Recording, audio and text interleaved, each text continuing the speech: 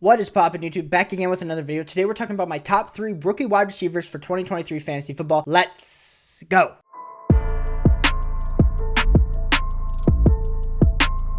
My first rookie wide receiver that I'm absolutely loving for fantasy football in 2023 is Jaxon Smith-Njigba. Now, I already hear a lot of you saying, Caleb, you're an Ohio State homer. Why are you picking Jaxon Smith-Njigba over some of these other guys? The main reason that I'm picking Jaxon Smith-Njigba over some of these other guys is because we've seen him absolutely demolished with targets when he's playing with elite level competition. Let's be clear here.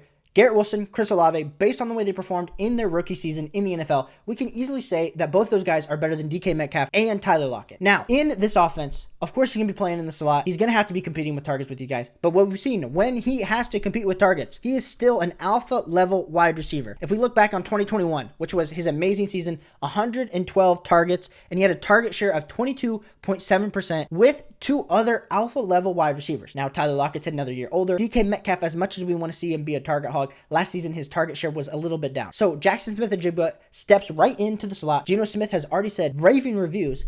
And the real reason that a lot of people are off Jaxon Smith-Njigba is because they're saying, oh, is he even durable? Because of the hamstring injury that he had last season in college. Ladies and gentlemen, a hamstring injury is what we're debating with the talent that Jaxon Smith-Njigba was supposed to be. A lot of people were comparing Jaxon Smith-Njigba with his Rose Bowl game with 4 touchdowns to Jamar Chase as a prospect. Of course, that didn't happen. But in his short area quickness, one of the fastest times we've ever seen at the combine, he's absolutely going to demolish in the slot. So as much as Pete Carroll loves to run the ball, and this always might be a run-first offense, if Geno Smith can continue his magic, we're talking about Jaxon Smith-Njigba as the most talented wide receiver in the 2023 rookie class. And I think he's going to be the most talented receiver for fantasy football. I think by this time next year, Jaxon Smith-Njigba will be drafted as a top 10 wide receiver in fantasy. And I don't even think that's a crazy statement to be making. So with us now projecting that, you're able to get such a value with Jaxon Smith-Njigba in your drafts. Jaxon Smith-Njigba is currently going off the board as wide receiver 30 in underdog. So you're getting him as a wide receiver 3. And if you're getting Jaxon Smith-Njigba as a wide receiver 3, he might be on your flex, he might be on your bench, but you better well know that you're probably by midseason going to be starting Jaxon Smith-Njigba because JSN's talent is absolutely elite. Jaxon Smith-Njigba is the first rookie wide receiver that I'm targeting in my fantasy football drafts, and I believe he's the first one that you should be targeting as well. My second rookie wide receiver that I'm targeting, if Jaxon Smith-Njigba is off the board, is Jordan Addison. Jordan Addison, put him with Jefferson on the Minnesota Vikings. Boom, boom, boom. Shots, explosives. You know, little Kirk Cousins. Do your little Kirk Cousins dance. I am all in on Jordan Addison as well. Passing volume is going to be there. And the thing that we saw, which was elite with Justin Jefferson, was his route running ability. And the same thing can be said for Jordan Addison. Elite level route runner. A lot of people were, of course, a little bit concerned with his measurables at the combine, only 5'11". His weight, 173. A little bit concerning. But we all saw the catch in preseason. The teams are going to have to be doubling Justin Jefferson. The Minnesota Vikings have been a top 5 passing attempt team the last 2 seasons. They just lost Dalvin Cook. So what do you think that's going to mean for them? That means they're going to continue to be a high volume offense that continues to throw the ball. And if that is the case, we're talking about Jordan Addison as someone that in his 3 seasons of school, 20% target share, 26% target share. And last season it was a little bit down because he was playing on a stacked USC offense with only 16.3. I think for me, what is super exciting with Jordan Addison is the fact that they're going to be such a prolific offense. And if I'm in my fantasy drafts and maybe you're against Jaxon Smith-Njigba because you feel like the Minnesota Vikings offense is going to be a lot better. If that's the case, I think, like I said, it's a slim margin for me to be taking Jaxon Smith-Njigba over Jordan Addison.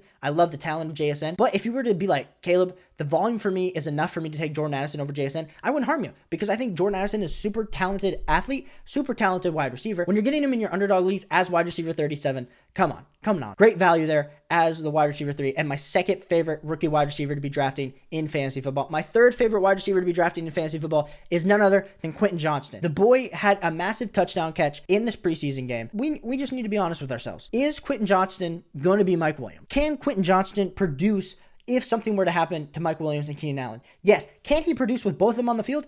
Yes, sir. I believe he can because he absolutely demolishes on his explosive plays. If we look at last season, 21.2% target share, 60 receptions. He had a 62.5% catch rate. Dude was just a baller last season with 6 total touchdowns. And I know a lot of people are a little bit concerned because there's like this Twitter video of him going around not being able to catch this over the head catch. Okay.